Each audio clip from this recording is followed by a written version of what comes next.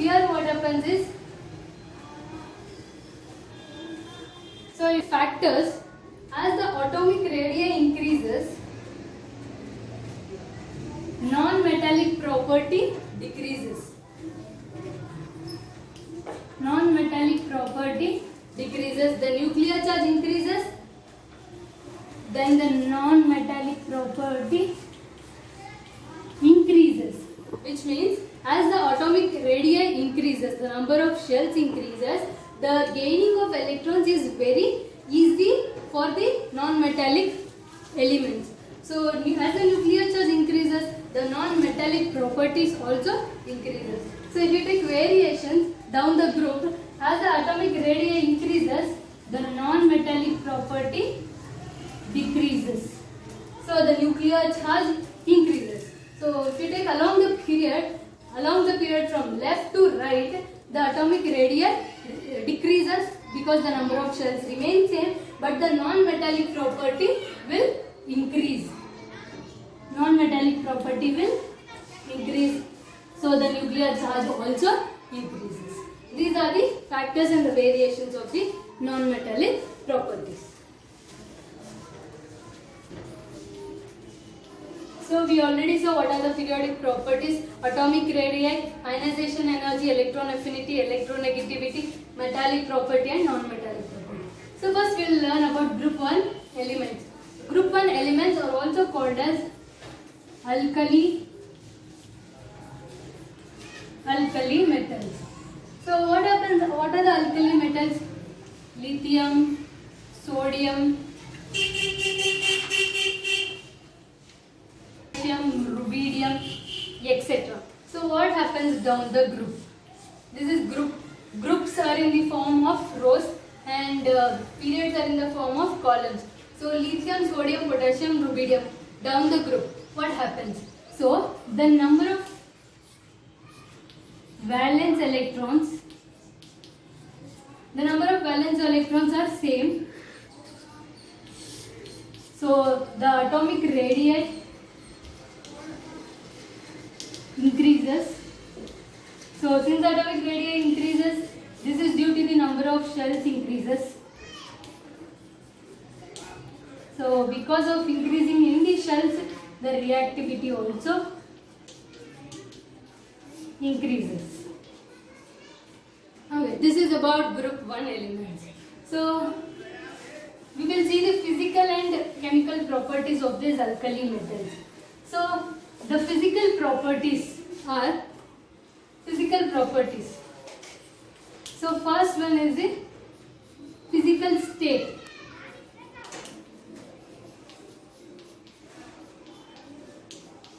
Actually, alkali metals are almost solids, white solids, which can be cut with the knife.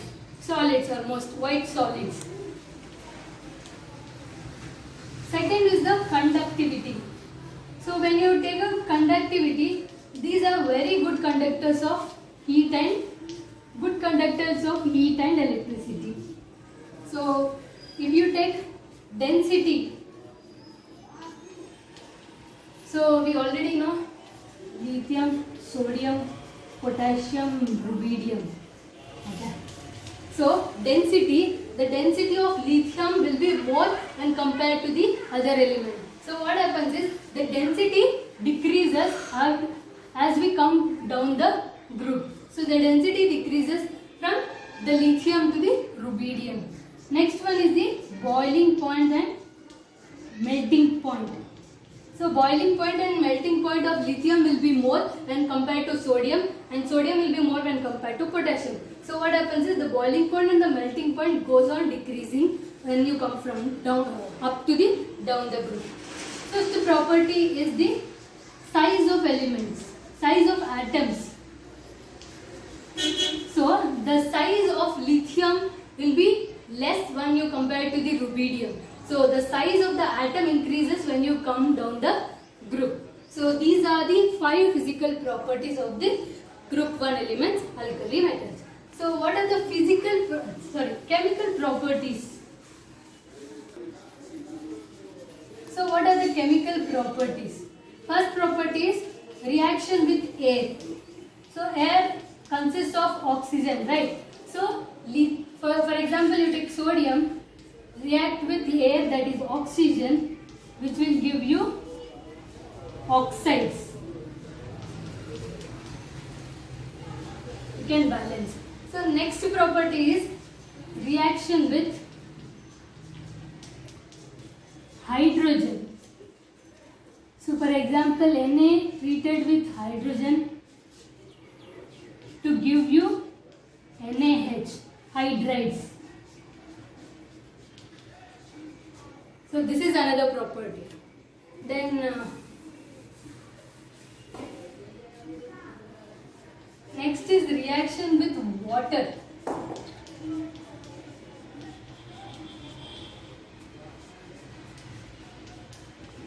So reaction with water will give you sodium hydroxide. So it will give hydroxides. So next, fourth is reaction with halogens.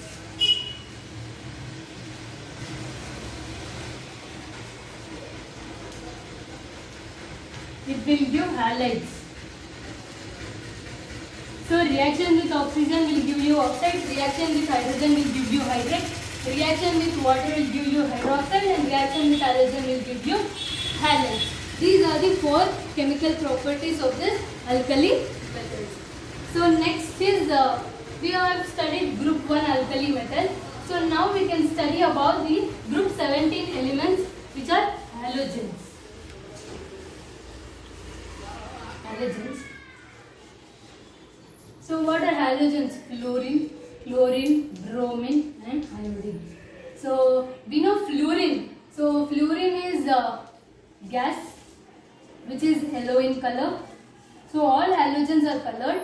So chlorine is also gas which is green in color. So bromine is red liquid and iodine is the solid which is violet.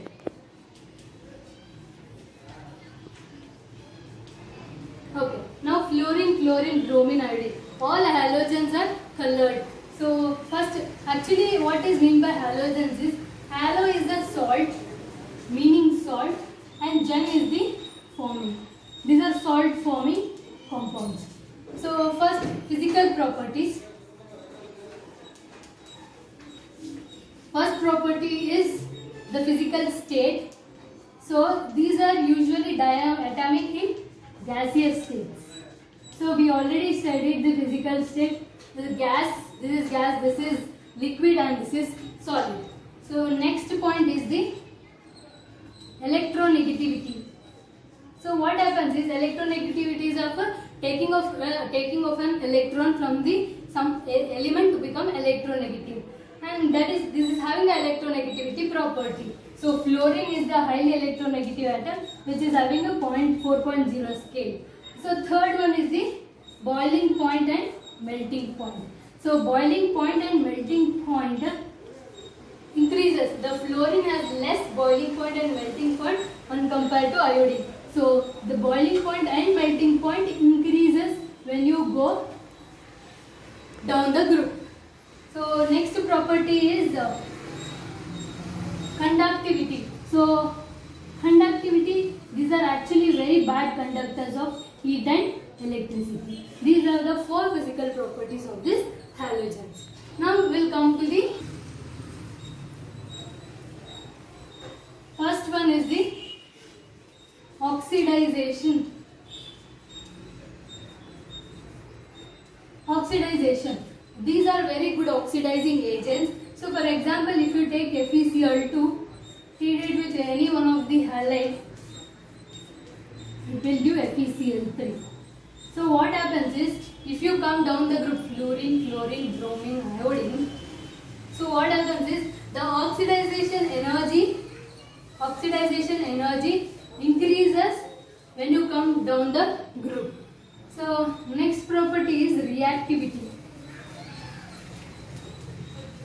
So what happens to reactivity is, for example, if you take potassium iodide treated with chlorine, it will give you KCl.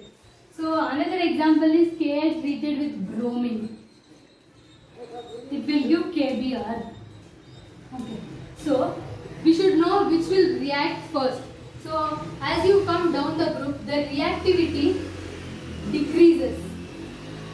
So fluorine is highly reactive when compared to chlorine, and chlorine is very highly reactive than bromine, and bromine is highly reactive than iodine. So if you take chlorine and bromine reactions, chlorine will react easily when compared to bromine. This is highly reactive. So this reaction takes place highly reactive. This will be less reactive.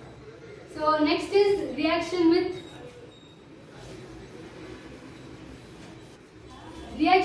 hydrogen. So for example, if you take hydrogen treated with one of the halogen, it will give HCl. So when it is soluble in water, this is a covalent compound. So when you soluble in water, it will become HCl, which is hydrochloric acid, when you treat it with hydrogen. Next one is reaction with metals. So for example, if you take Na treated with the Cl2, it forms NaCl. So reaction with metal always give you ionic compounds. So reaction with non-metals,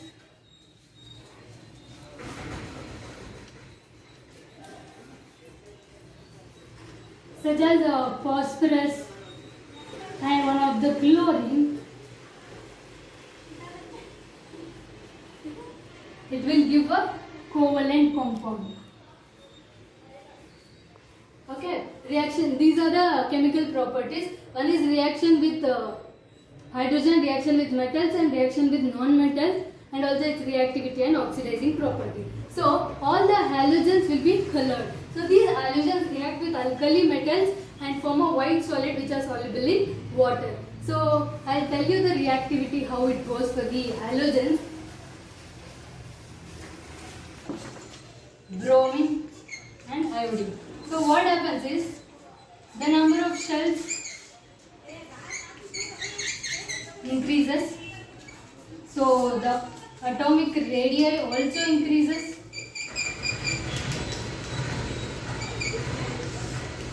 So what happens is, number of shells increases, atomic radii also increases. The number of valence electrons remains the same, but one change is the reactivity. Reactivity decreases here from up to the down the group. So this is about the periodic process.